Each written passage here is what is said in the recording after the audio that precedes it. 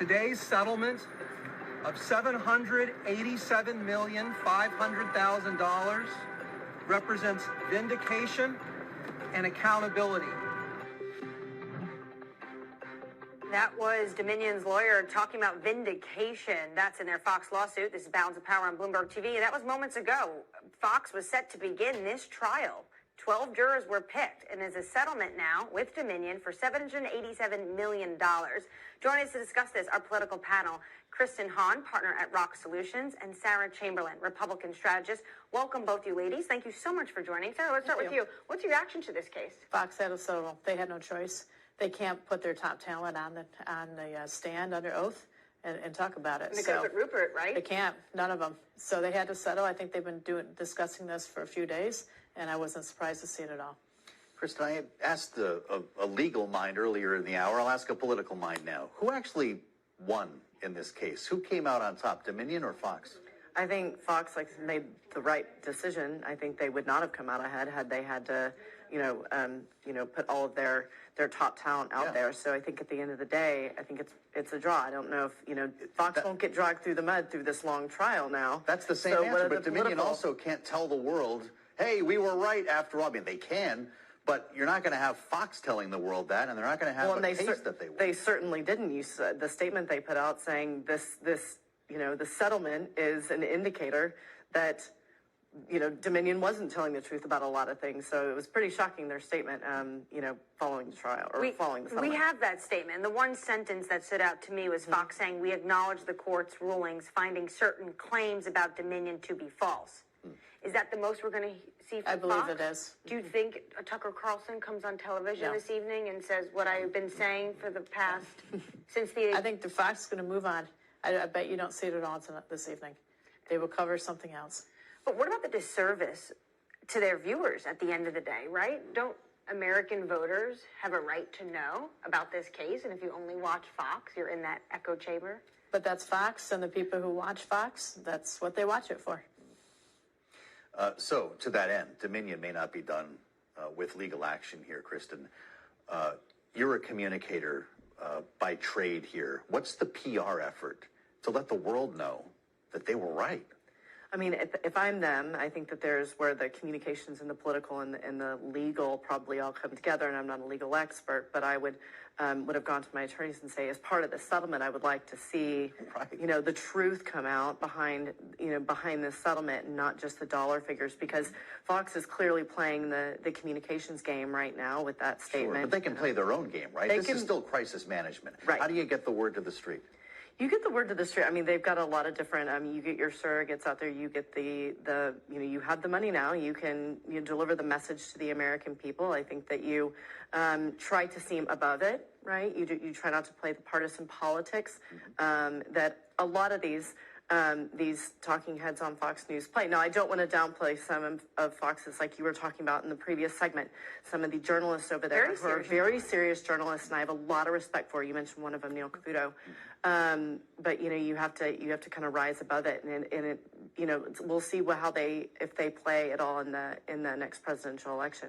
How does this change how, maybe this is more of a question for you, Sarah, but let's get your take first. How does this change how the former president campaigns for 2024? Because he continues to maintain that election was false, and he brought Dominion right into that narrative. I think that when it comes to the former president, he does things differently than any other, strategist or political mind would suggest that he do. So who knows? However, I don't think it changes anything he said. He said that, the election was rigged. I think he'll continue to say that. I'm just refreshing Truth Social here. Not a peep.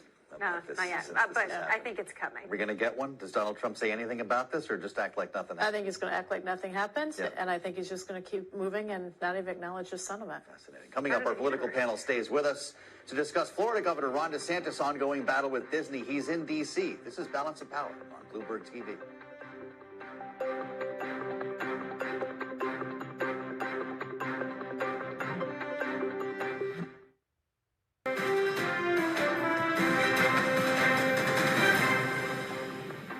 This is Balance of Power on Bloomberg TV. Thanks for joining us. Florida Governor Ron DeSantis heads heads to Washington, D.C. amid his ongoing battle with the Walt Disney Corporation. Joining us once again, Kristen Hawn, partner at ROKK Solutions, Sarah Chamberlain, Republican strategist, and Anne Marie and I are here to try to figure out the rest of this. But look, Ron DeSantis is at war with Walt Disney. We know about this. He even suggested, as we told you yesterday, the idea of building a prison next to Walt Disney Corporation as they fight against this over this whole tax status in Florida. Let's listen right now to what Chris Christie had to say about this, because there are questions about a Republican going head-to-head with a private corporation. Listen. I don't think Ron DeSantis is a conservative based on his actions towards Disney. That's not the guy I want sitting across from President Xi and negotiating our next agreement with China, or sitting across from Putin and trying to resolve what's happening in Ukraine if you can't see around a corner that Bob Iger created for you.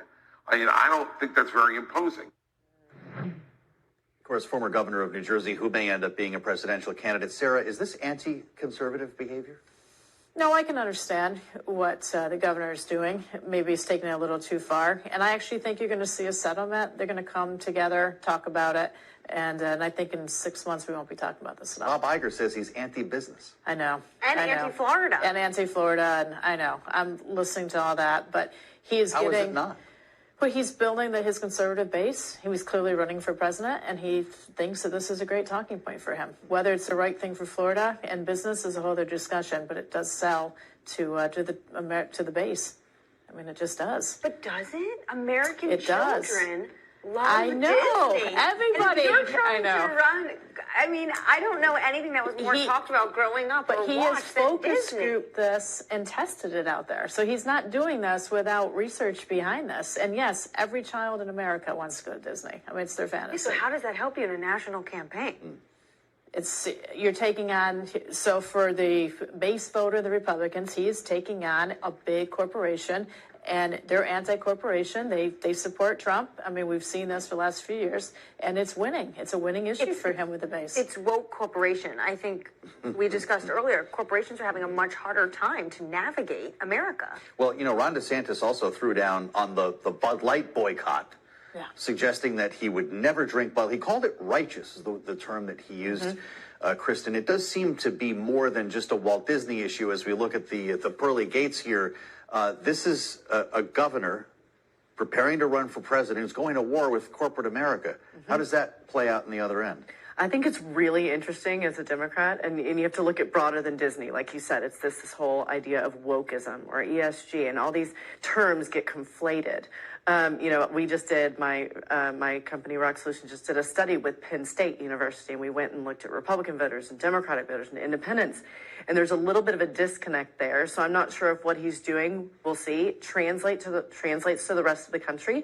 Because a lot of Republicans even are going, you know, on the face of it, don't want the federal government or government at all getting involved in telling companies in the private sector how to make decisions. So there are a lot of complexities here, but nobody knows what woke is. So he's trying to define that for his base. And I think, you know, in Florida, it's working. I don't know if it'll work the rest of the country. Well, let's take a quick listen to how Governor DeSantis is viewing the situation right now in his fight with Disney. Take a listen. We have a government of laws, it said, not a government of men.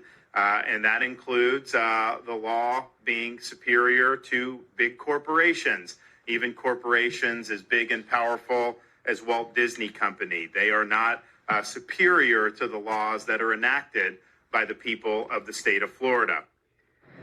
So government of laws, not a government of men or women. But isn't this actually get to what the New York Times is actually calling a grudge? Isn't DeSantis just annoyed that Disney outmaneuvered him with this board? I mean, he has to be. I mean, like the political operative in me, I'm just looking at this going, oh my gosh, I thought, why aren't they making more of a stink about this after, what he thought he did? And I'm sure that he is. To me, it looks very much like a grudge, but he's taking it to, taking it to a broader audience. I want to ask you both about the debate over the debt ceiling, because this advanced a bit over the past 24 hours. Not only Kevin McCarthy's speech at the NYSE, but now news from the Freedom Caucus in the House that they want to see the IRA, the Inflation Reduction Act that Joe Biden has been trumping, dare I use the word, around the country. They want that repealed as part of an agreement. That's obviously a non-starter on the other side of Pennsylvania Avenue. So I'll ask you the question I've been asking many today. Did we just get a step closer to a default? No, that's just a talking point that's out there. The Republican Main Street Partnership Caucus has put together a letter, sent it to leadership. We've already had Kevin McCarthy endorse 4 of our initiatives in that letter. It's just Freedom Caucus talking like they usually do. We'll come to the table and get this done. You have to have something that's going to pass the House and the Senate. And the Republican Main Street Partnership members, which are 91 of them, do not want to see a default. We can't afford it as a country. Sounds like it's posturing then. Yeah, well, we'll see. There's a long way to go on this debate. Yeah, well, Goldman actually revised. They say because the tax receipts are not coming quick enough in April, We're going to get closer. By the way, happy tax day, everybody. Yes. Many thanks to our political panel. Kristen Hawn, partner at ROKK Solutions. Sarah Chamberlain, president, CEO of the Republican Main Street Partnership. Great talk and great to have both of you here. Thanks for joining us.